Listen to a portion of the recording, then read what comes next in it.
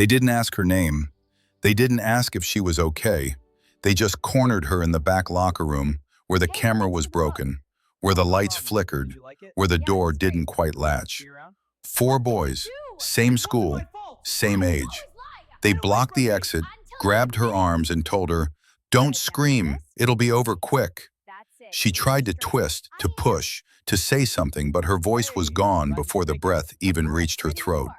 One hand on her mouth, one pulling at her shirt, one just watching. They would have filmed the whole thing if the door hadn't opened. If the woman standing in the doorway hadn't said 5 words. "Get away from my daughter." No screaming, no warning, just 5 words. And when it was over, 3 of them were on the floor. One was still crying. And the school would never cover for them again. But before we show you how one girl survived something no child should have to face, and how her Navy SEAL mother exposed an entire school's silence in less than a day, we need to go back. Back to where it started. Back to the moment when telling the truth became the most dangerous thing a 12-year-old girl could do. The school was proud of its gates. Heavy iron lattice flanked by 2 concrete lions. Not decorative, military commissioned. The kind of entrance that told every parent, we don't just educate, we enforce. It wasn't a private school, not exactly. It was publicly funded, technically speaking, but the plaques on the entrance wall told a fuller story. Marine Corps donors, Navy families, Army retirees. The building might have belonged to the state, but the culture inside, that belonged to the uniformed elite who financed it. The students didn't wear uniforms, but you'd never know it by the way they stood. Straight backs, no slouching. Some carried themselves like they'd been born at parade rest, as if posture was inherited through bloodlines. And in a way, it was. A few students were children of active duty personnel. More were children of retired officers. A handful had parents stationed overseas or embedded in black ops postings they weren't allowed to discuss. And while the teachers weren't military themselves, most knew better than to challenge a student whose last name came with rank attached. It didn't matter how well the handbooks were written. There was a hidden code here, and everyone followed it. Amelia wasn't trying to stand out, not ever. She was 12, smart, observant, taller than most of her class, not by much, just enough that she often seemed slightly out of place in a lineup photo. She didn't have an attitude, didn't start fights, didn't pull attention. Her teachers would say she was quiet but assertive, the kind of girl who didn't speak often, but when she did, others listened. She liked math. She liked walking the perimeter of the athletic field during lunch, while others clustered around picnic benches. She liked her silence, and she was good at protecting it. Her mother had been away for 4 weeks when the semester started. A NATO deployment somewhere in the CENTCOM area of responsibility. She hadn't explained everything before leaving. Operational security didn't allow for details. Just kissed her daughter's forehead and said, like always, "Don't look for a fight, but don't walk away from one either." Amelia knew what her mother did. Kind of. The word SEAL had come up once when she was little. She remembered seeing a trident pin on the counter next to the keys. An eagle clutching an anchor, a trident rising through the center, a flintlock pistol crossed beneath. The insignia of naval special warfare. She didn't know what all of it meant back then, just that it was important, that people didn't touch it, that her mother kept it in a small wooden box with a faded insignia burned into the lid. And the tattoo. Behind her mother's shoulder, barely visible unless you knew to look. Script in Latin, small, precise. The only easy day was yesterday. The unofficial motto of BUD/S, the basic underwater demolition SEAL training that fewer than 20% complete. Amelia had asked once what it meant. Her mother had smiled, tired but warm, and said, "It means you earn it, every single day." She didn't talk about it, didn't brag. It wasn't a secret, but it wasn't hers to announce either. People just assumed. They assumed her mom worked in logistics or engineering, maybe a support role. Other kids had parents like that. She didn't correct them. What would be the point? But there were small things. things Amelia had absorbed without realizing. The way her mother taught her to enter a room. Eyes first, exits second, people third. The way she'd been trained to keep her back to the wall in restaurants, to notice who walked in, to recognize when someone was watching too long. Her mother called it situational awareness. Not paranoia, just habits developed over years of operating in places where inattention got people killed. And Amelia, without knowing she was being trained, had learned to see the world the way operators do. She remembered one night, maybe 2 years ago, watching her mother clean her service weapon at the kitchen table. A Sig Sauer P226, the standard SEAL sidearm. Her mother's hands moved with practiced efficiency. Disassembly, inspection, cleaning, reassembly, all without looking. Muscle memory from thousands of repetitions. "Why do you do it so much?" Amelia had asked. Her mother didn't look up. "Malfunction drills. Tap, rack, assess. You do it until you don't think anymore. Because when things go wrong, you don't have time to think." "Has it ever gone wrong?" Her mother had paused then, just for a second. "Yes." She didn't elaborate, and Amelia didn't ask, but she understood. Her mother's world was one where preparation meant survival, where complacency meant death, where every action had to be automatic, instinctive, perfect. The school's motto was carved above the front entrance in bold serif font. "Discipline is our foundation." And for the most part, it looked like that on the surface. The hallways were clean. Teachers walked their lines. Students addressed adults as sir or ma'am. There were no fights, no graffiti, no broken windows. Everything about the place looked like order. But Amelia had started to notice things.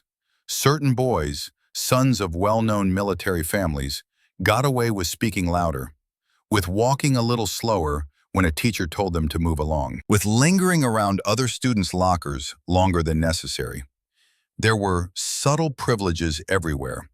Late assignments forgiven, misunderstood remarks brushed aside, detentions overlooked for the kids whose fathers had plaques hanging in the admin wing. No one said it out loud. That was the key. It was a protection system, built on legacy, on rank, on the unspoken understanding that some families mattered more than others. And maybe that's why it took a single sentence, spoken clearly, with no arrogance, to turn everything. A sentence that should have meant nothing. It happened in second period, not during a heated debate, not in the middle of some dramatic speech, just a small classroom discussion on careers. Mr. Dunley had asked students to share what they thought their parents did, or what they wanted to be themselves. Most kids gave simple answers: engineer, logistics officer, maybe law enforcement. When it was Amelia's turn, she didn't pause. "My mom's a Navy SEAL." That was it. One sentence. No tone, no emphasis, just fact. For a second it was quiet, then the laugh came. Sharp, male, followed by another, and then words overlapping. "Yeah, sure. No way. Why are you lying? SEALs aren't even allowed to have kids." She didn't argue, just blinked, confused. But the mood had already turned. A boy near the window, tall, square-shouldered, face like he'd inherited a smirk, leaned forward. His name was Corey Dion. His dad was a decorated Marine with a signed letter of appreciation in the school's trophy case. 2 tours in Fallujah, Bronze Star. Everyone knew it. "Your mom's a secretary or something," he said. "Chill." Amelia didn't flinch. She just said, "No, she's a SEAL." There it was again, that calm. Mr. Dunley cleared his throat, trying to smooth it over. "All right, back to the discussion. Let's keep it respectful, folks." But he didn't correct anyone, didn't affirm what she said, just redirected, like the conversation had gone off track instead of gone wrong. That made it worse, because the teacher's silence was permission. Permission to doubt, permission to mock, permission to target.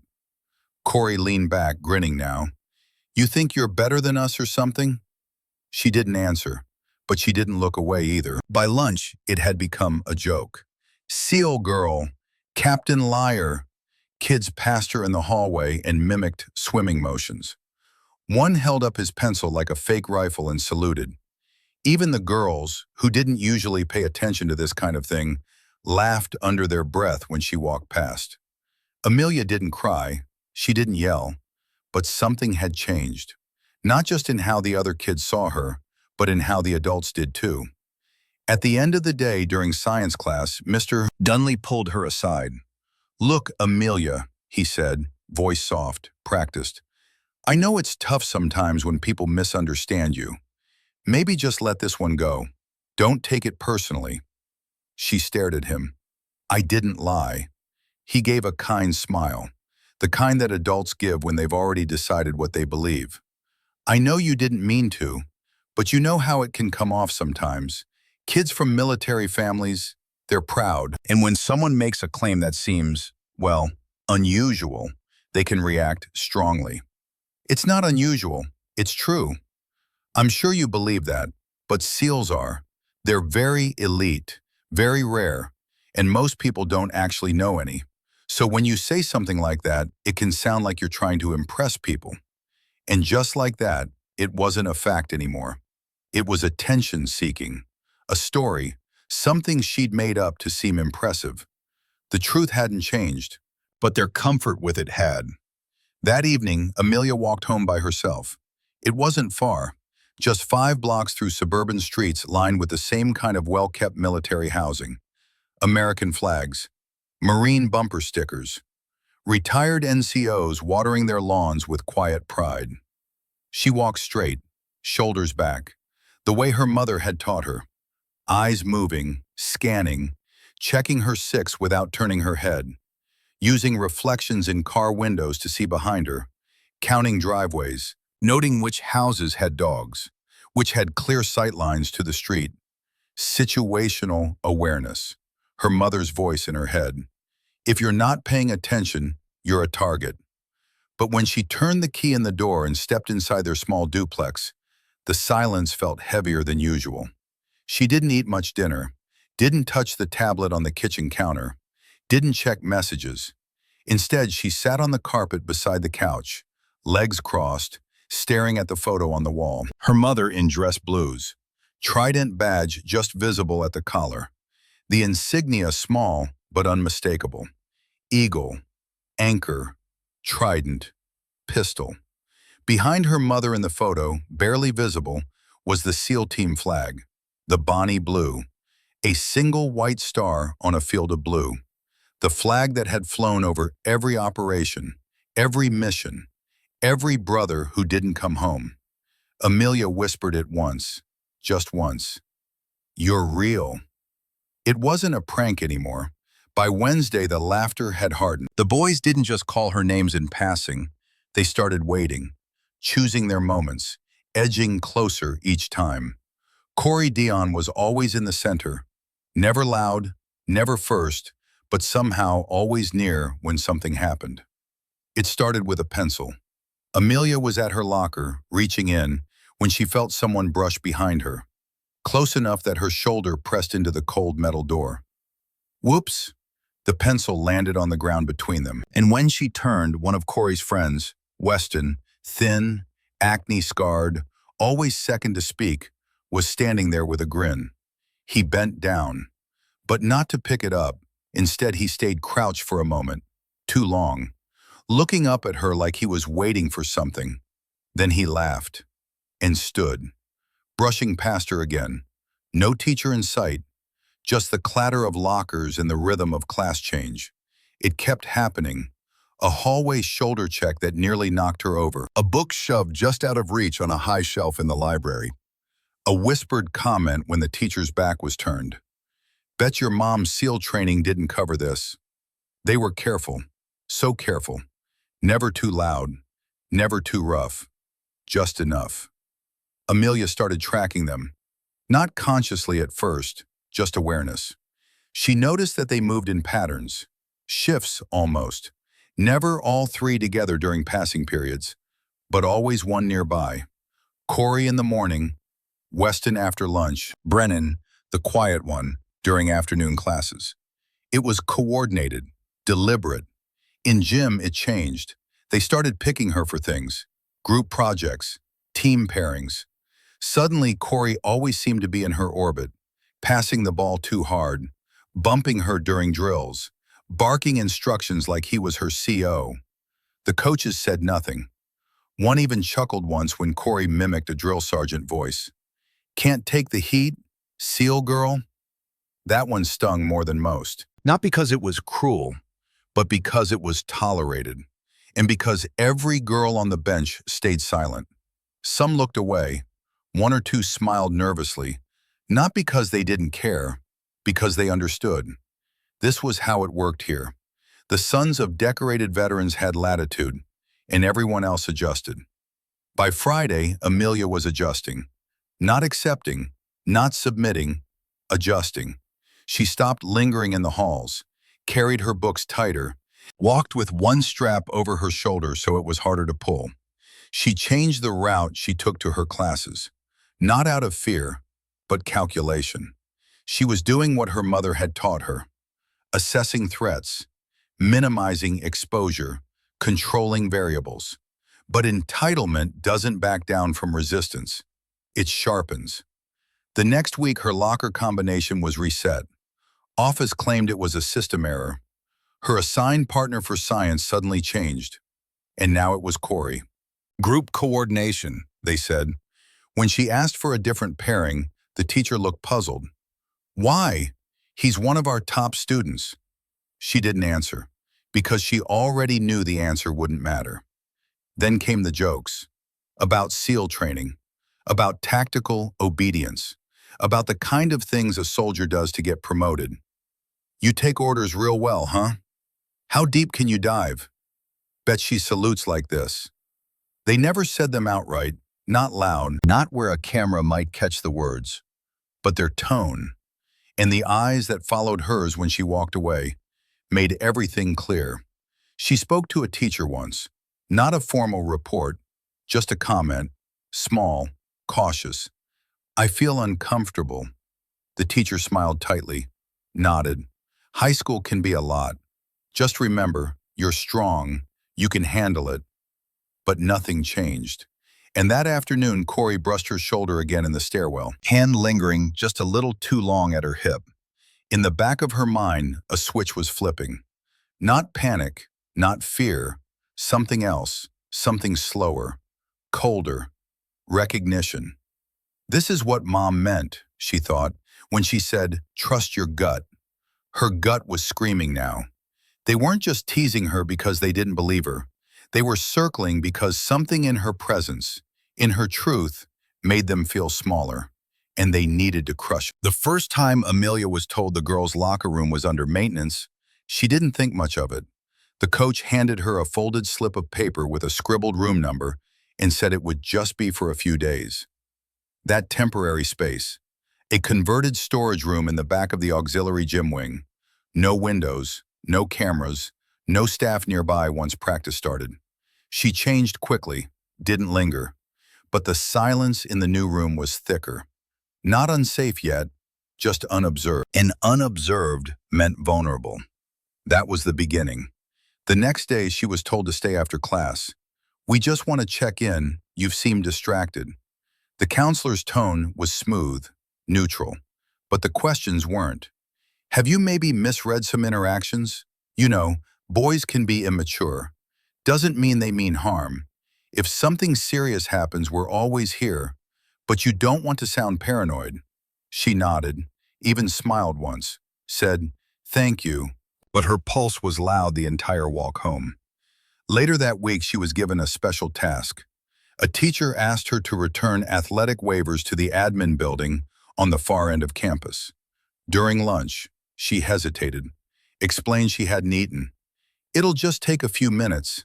She left alone and saw Corey walking the opposite way, alone, with nothing in his hands. Their eyes met briefly. He smiled. Amelia's threat assessment kicked in automatically. No coincidence. He was positioned to intercept her route back. She calculated Two alternate paths, one through the athletic field, one past the faculty parking lot. She chose the parking lot, more visibility, more witnesses.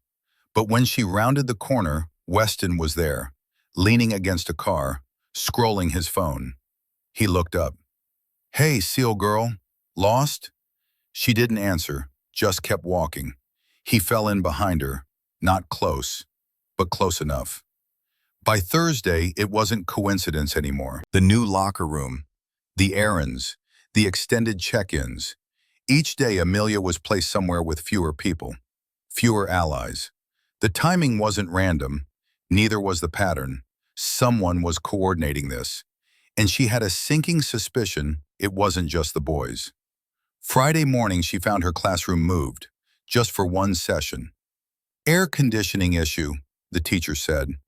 But the new room was at the end of the old science wing, disused, quiet. When she arrived, only 3 students were waiting: Corey, Weston, and Brennan Aldridge, the quiet one. The teacher was late. Amelia didn't sit. She stood near the door, back to the wall. Eyes on all 3 of them. Corey noticed. "Nervous?" "No." "You look nervous." "I'm fine." Weston laughed. "She's always fine, little soldier girl." The teacher arrived 5 minutes later. Class proceeded normally, but the message had been sent. "We can get you alone anytime we want." That afternoon, a warning came. Not dramatic, not theatrical, just a whisper in the stairwell from a girl she barely knew. A younger student who passed by quickly without making eye contact. They did this to someone else last year. No one believed her either. The girl was gone before Amelia could respond. That night, Amelia lay in bed, staring at the ceiling. She'd been tracking the pattern all week, mapping it, the way her mother had taught her to map enemy movement. Isolate the target, cut off escape routes, control the environment, strike when conditions are optimal. It was a tactical operation, and she was the objective. She thought about calling her mother, but deployment communications were limited. And what would she say? That she had a feeling? That some boys were being mean? Without proof, without evidence, it would sound like exactly what everyone already thought. Paranoia, overreaction, a girl desperate for attention. So instead, she made a decision. If they came for her, she wouldn't freeze. She wouldn't be silent. She wouldn't make it easy. In her mind, she ran through scenarios. The storage room, the empty classroom, the hallway. What would she do? Where would she go? What could she use? Her mother's voice. Tactical thinking isn't about strength. It's about leverage. Find the advantage. Exploit it. When her alarm went off Friday morning, she felt strangely calm. She dressed carefully. Jeans, sneakers with good traction. A hoodie she could move in. She pulled her hair back into a tight ponytail. No jewelry, nothing they could grab. She ate breakfast, packed her bag, but before she left, she did something she'd never done before. She took a picture of herself, face clearly visible, timestamp shown, just in case. The morning passed in slow motion. Amelia moved through classes like a ghost, present but distant. Her mind was running constant calculations.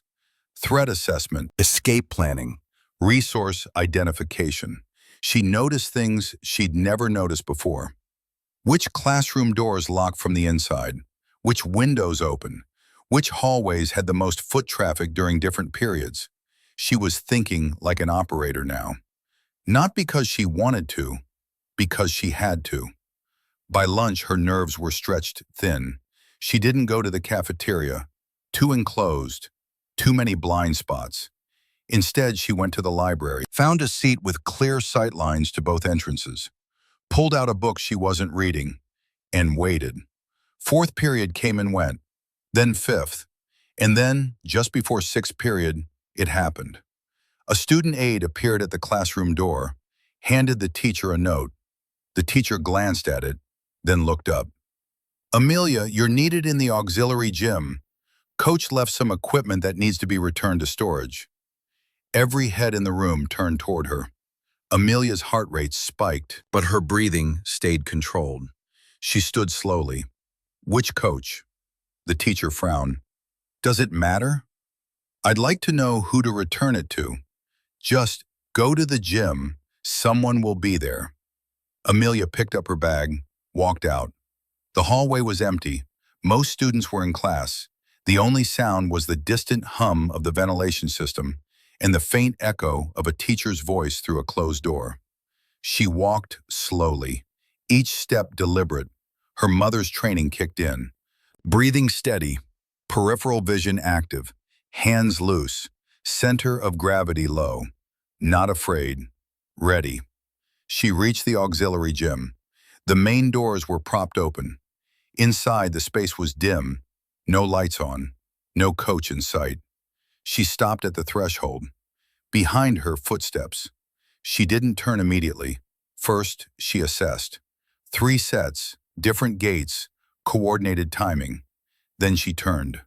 Corey, Weston, Brennan, all 3 of them, walking toward her. Not hurried, not loud, just steady. Corey smiled. Hey, SEAL girl, going somewhere? Amelia's mouth went dry, but she kept her voice level. I have to return equipment. Yeah, we know. We'll help. Weston stepped to her left, cutting off that angle. Brennan moved right, boxing her in. She was surrounded. Corey gestured toward the storage room. After you. Amelia looked at the storage room door, then at the 3 boys, then at the empty gymnasium behind them. No witnesses, no cameras, no help. Every instinct screamed, run! But there was nowhere to run to. So she did the only thing she could. She walked into the storage room, and they followed. The door closed behind them. Not slammed, just pushed shut. The latch didn't catch. It never did. The fluorescent light buzzed overhead, casting everything in sickly yellow. Amelia backed toward the lockers, keeping them in front of her, weight on the balls of her feet, hands visible but ready. Her mother's voice. If you can't avoid the fight, control the space. Corey stepped forward. You know, you really should have kept your mouth shut. I didn't do anything to you. You embarrassed us, made us look like idiots, talking about your SEAL mom like we're supposed to be impressed. He moved closer. Newsflash, no one cares. Weston laughed. Yeah, and you're not special just because your mom plays soldier. Amelia's jaw tightened. She doesn't play, she is one. Prove it. I don't have to prove anything to you. Corey's smile faded. See, that's your problem. You think you're better than us. But you're not. You're just some girl who tells lies to get attention. He reached out, fast, grabbed her wrist. Amelia tried to pull back, but his grip was tight. Let go. Or what? Weston moved to her other side, caught her other arm. Yeah, what are you gonna do? Brennan stayed by the door, watching, silent. Amelia's mind raced. 3 of them, one of her, stronger, bigger, older. But her mother's training had covered this. Not the physical part, the mental part. Fear makes you stupid. Calm makes you dangerous. She forced her breathing to slow, forced her muscles to relax. Not submission, strategy. Corey leaned in close. You know what I think? I think your mom's just some secretary, or a nurse, or nothing. And you made the whole thing up because you're desperate to be interesting. Amelia's back pressed against the cold metal lockers. And now, Corey continued, you're going to admit it, right here, right now. Say it. Say your mom's not a SEAL. She didn't answer. His grip tightened. Say it. No. Weston laughed again. Tough girl, huh? Corey's other hand came up, fingers closing around her throat. Not tight. Not yet. Just enough pressure to make the threat clear. Say it. And in that moment, something crystallized in Amelia's mind. This wasn't about her mother. It never was. This was about power, about control, about boys who'd grown up being told they were special because of their father's service. And when confronted with someone who had what they could never earn, they needed to destroy it. Her mother had told her once, "The only easy day was yesterday." You know what that really means? It means every day you prove yourself. Not to them, to yourself. Amelia looked Corey in the eye. "My mother is a Navy SEAL, and nothing you do will change that." His face twisted. The hand on her throat tightened. Amelia's vision blurred at the edges. Her lungs burned. She stopped struggling, let her body go slack, weight dropping.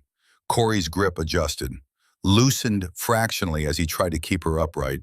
That's when she moved. Knee up, hard, fast, all her weight behind it. Direct hit. Corey let go immediately, stumbling back, face twisted in shock and pain. Weston's grip loosened just enough. Amelia twisted, drove her elbow back into his ribs. Not trained, not perfect, but desperate. And desperate had its own power. He gasped, let go, and then she ran, straight for the door. But Brennan was there. He didn't grab her, didn't have to. He just stood in front of the door, blocking it. Amelia stopped, chest heaving.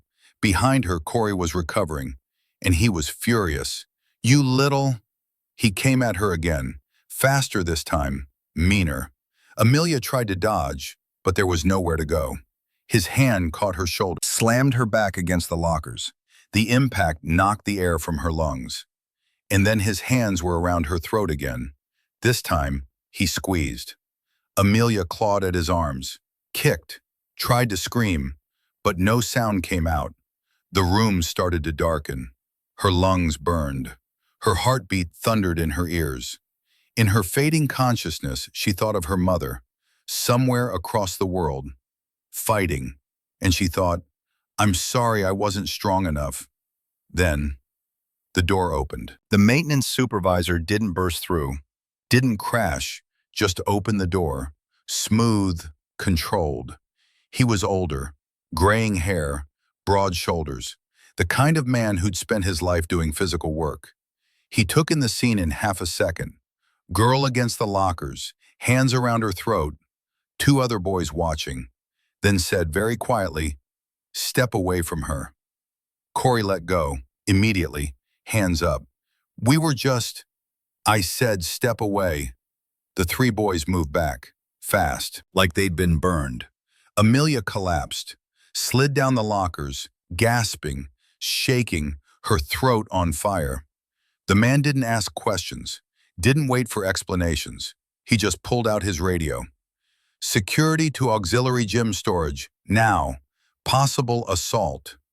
Then he knelt beside Amelia, not touching her, just close enough. "You're okay, it's over." But it wasn't over. Security arrived within 2 minutes, then the school nurse, then Vice Principal Carol. Amelia sat on the floor, compress against her throat, while adults moved around her in controlled chaos. The three boys were separated, taken to different rooms. The maintenance supervisor gave his statement, clear, factual, damning.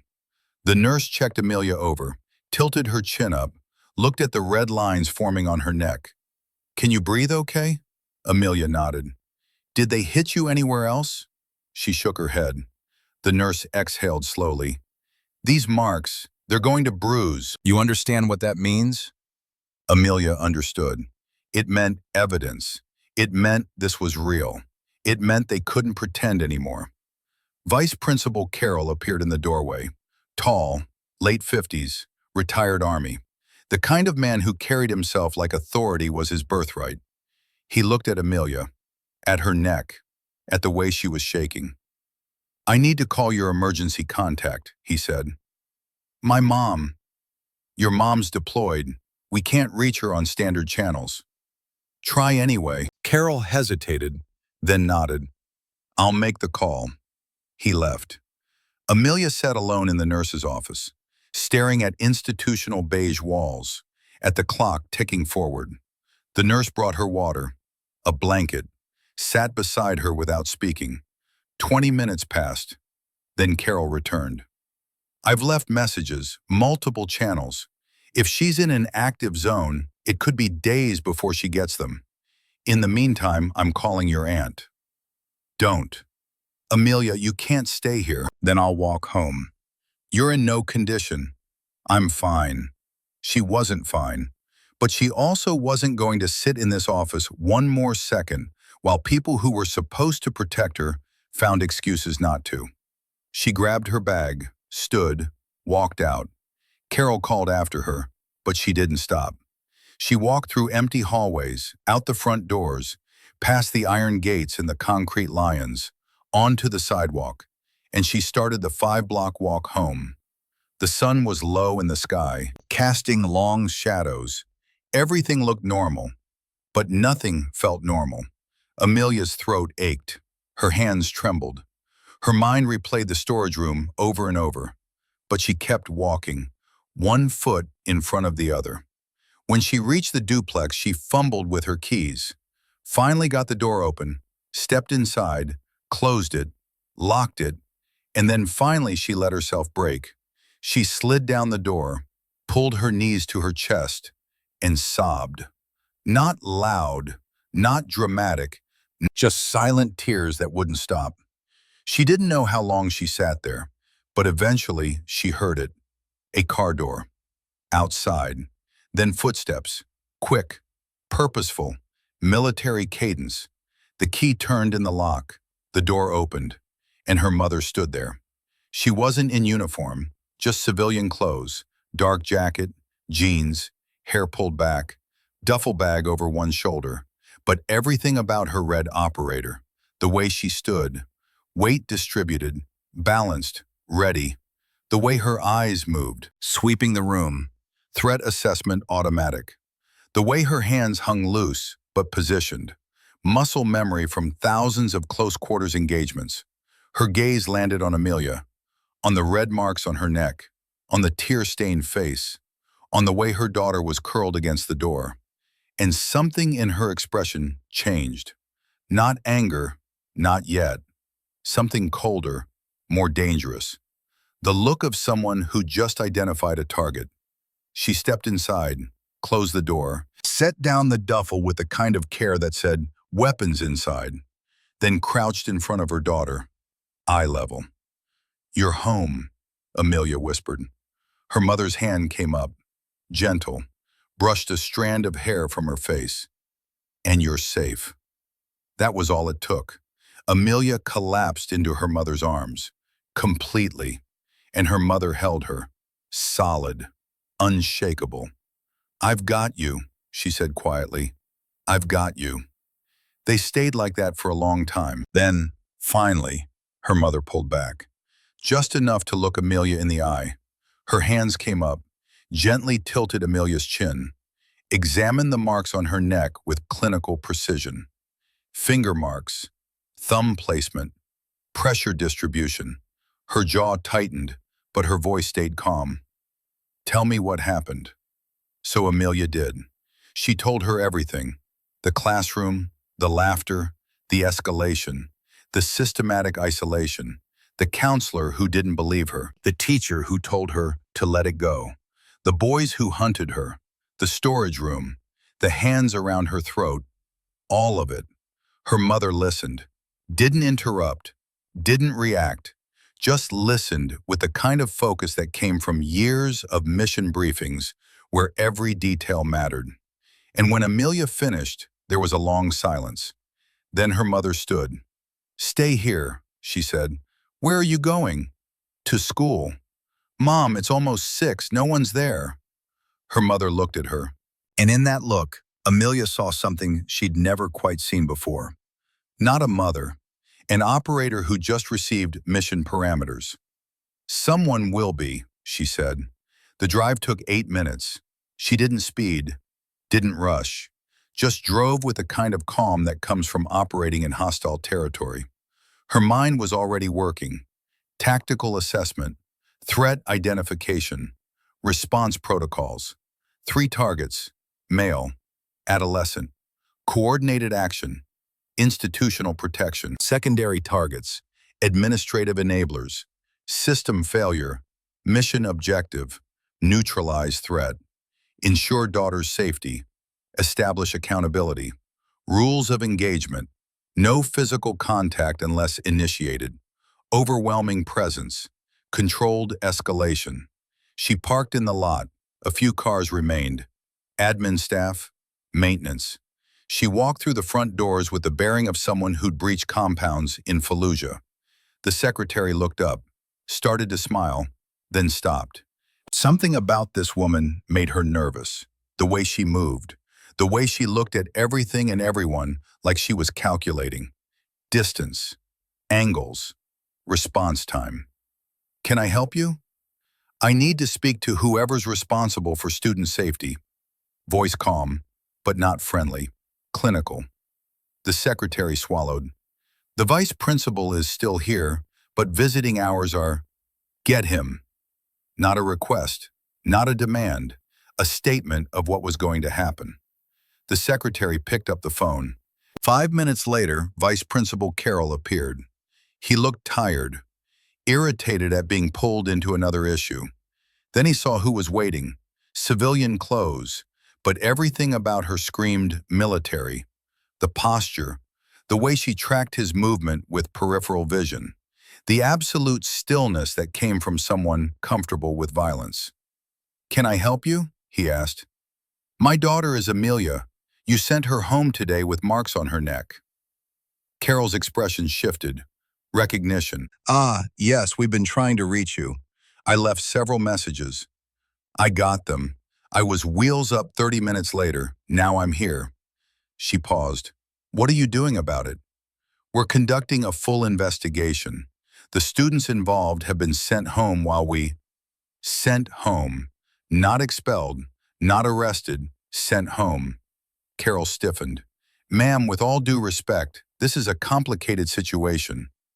My daughter was strangled. Where's the complication? There are multiple perspectives to consider. Due process.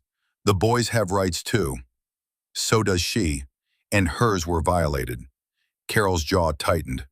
I understand you're upset, but these are good kids, from good families, Marine families, military families. Sometimes conflicts escalate in ways no one intends. She went very still. Just like mine, you said. Excuse me? You said military families, just like mine. Well, yes. Your daughter mentioned you're in the service. Logistics, I assume? Or maybe medical? No, Carol frowned. Then what? She didn't answer immediately, just reached into her jacket, pulled out a worn leather wallet, opened it, held it up at chest level. Carol looked. Navy SEAL credential, military ID, operational clearance stamp, Naval Special Warfare insignia, Trident badge embossed in gold, her name, her rank, her unit designation. The room temperature seemed to drop.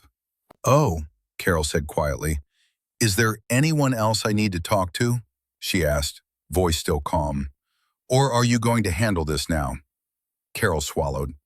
I should call the parents. We'll have a meeting first thing tomorrow morning. Tonight. Ma'am, it's almost 6:30. People have commitments. My daughter had her throat crushed by 3 boys in your care, while your staff systematically isolated her and ignored her reports. She stepped closer, not aggressive, just present. So those people can break their commitments. Or I make a call to JAG and we do this the hard way. There was a long silence. Carol nodded. I'll make the calls. I'll wait. The conference room was too small for the anger it contained. Vice Principal Carroll sat at the head of the table. Amelia's mother sat across from him, hands folded, expression neutral. But her eyes tracked everything. Entry points, exits, who sat where, who made eye contact, who didn't. Along the sides, 3 sets of parents. Gregory Holston entered first, former Marine, 2 tours Fallujah. You could tell by the way he walked, confident, entitled. His wife Dana beside him. Then Richard Cade, retired Army, Weston's father, silent, arms crossed, evaluating. Finally, Brennan Aldridge's parents, both civilians, both looking deeply uncomfortable. Carol cleared his throat. Thank you all for coming on such short notice. We have a serious situation that requires immediate attention. Gregory leaned back in his chair, territorial posture. If this is about what happened today, my boy already told me his side. Sounds like a misunderstanding that got out of hand. Your son strangled a 12-year-old girl, Amelia's mother said, voice level, clinical. The room went silent. Gregory's jaw tightened. That's not what he told me. Then he lied. Now hold on. She has marks on her neck. A witness saw it happen. Security removed him from the scene. She paused. Those are facts, not interpretations. Dana spoke up, voice tight. Maybe if your daughter hadn't been antagonizing them, lying about what you do, making up stories to get attention, you can't blame boys for calling her out on it. I'm a Navy SEAL. That's not a story, it's my job. Dana blinked. You're what? A SEAL, Naval Special Warfare, active duty for 14 years. Gregory scoffed. Come on, women aren't. She reached into her jacket again, pulled out the credential wallet, set it on the table between them. Everyone leaned forward. Navy identification, SEAL Trident, security clearance, unit designation, combat deployment record. All of it real, all of it verified, all of it undeniable. The silence stretched. Finally, Richard Cade broke it. Even if that's true, it doesn't excuse your daughter acting superior. My son said she's been walking around like she's better than everyone. She told the truth.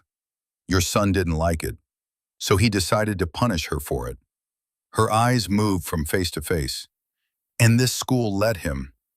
Carol shifted uncomfortably. We're still investigating the full circumstances. No, you're not. You're looking for ways to protect them, because their parents have plaques on your walls and money in your budget. Gregory stood. You don't get to walk in here and make demands. She stood too.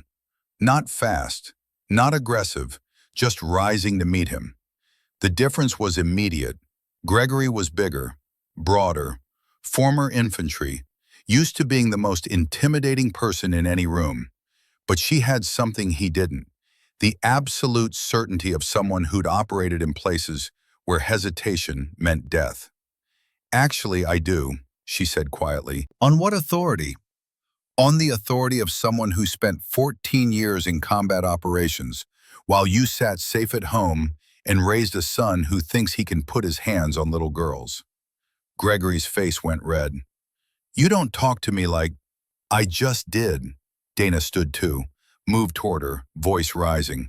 You think you're so special, coming in here with your credentials and your attitude? You're just an absentee mother who wasn't here when her daughter needed her. She was close now. Too close. In personal space.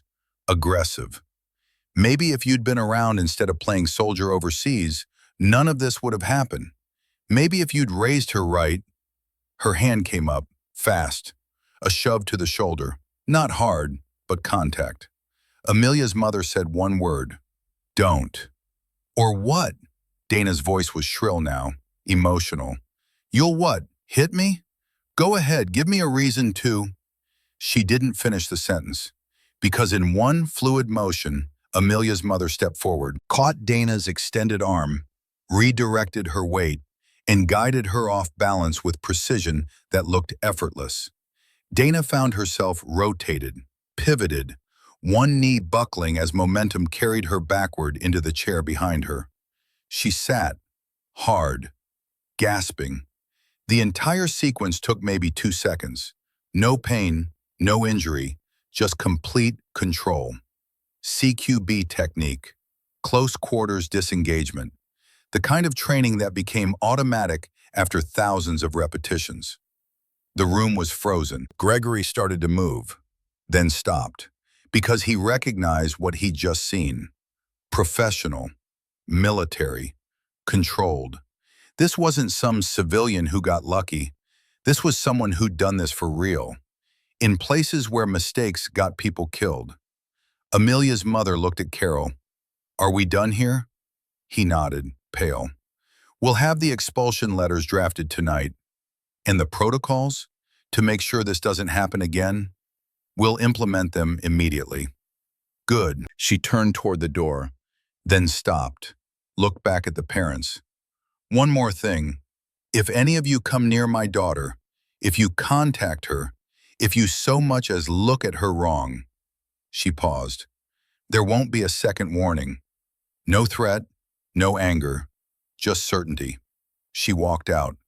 When she got home, Amelia was still on the couch, knees pulled up, eyes red. Her mother sat beside her. Didn't speak at first, just sat. Finally, Amelia asked, "What happened?" "It's handled." "What does that mean?" "It means they're gone, all three of them, permanently. And the school knows if they fail another student like they failed you, there will be consequences." Amelia let out a breath she didn't know she'd been holding. "Did you hurt anyone?" Her mother almost smiled. "No, I didn't have to." They sat in silence. Then Amelia asked the question that had been haunting her. "Why didn't anyone believe me?" Her mother was quiet for a long moment. "Because believing you would have meant admitting they failed, that they created a system where boys with the right last names could do whatever they wanted, and people don't like admitting that. Even when it's true? Especially when it's true." Amelia wiped her eyes. "I didn't fight back, not really. I tried, but I was so scared I just froze." Her mother turned to look at her. Really look at her. "Listen to me. Freezing isn't weakness. It's a survival response. Your body was trying to keep you alive. And it worked. You're here. But I wanted to be strong, like you." Her mother pulled her close. "You are strong. Strength isn't about fighting. It's about surviving. And you survived. You made it home. That's what matters." Amelia's voice broke. "I kept thinking about you, about what you do, and I couldn't. I couldn't do what you do. You're not supposed to. You're 12. You did exactly what you should have done. You stayed alive until help came." They held each other in the quiet house. Then her mother spoke again. "I'm going to teach you some things. Not because I think this will happen again, but because you should never feel that powerless." "Like self-defense?"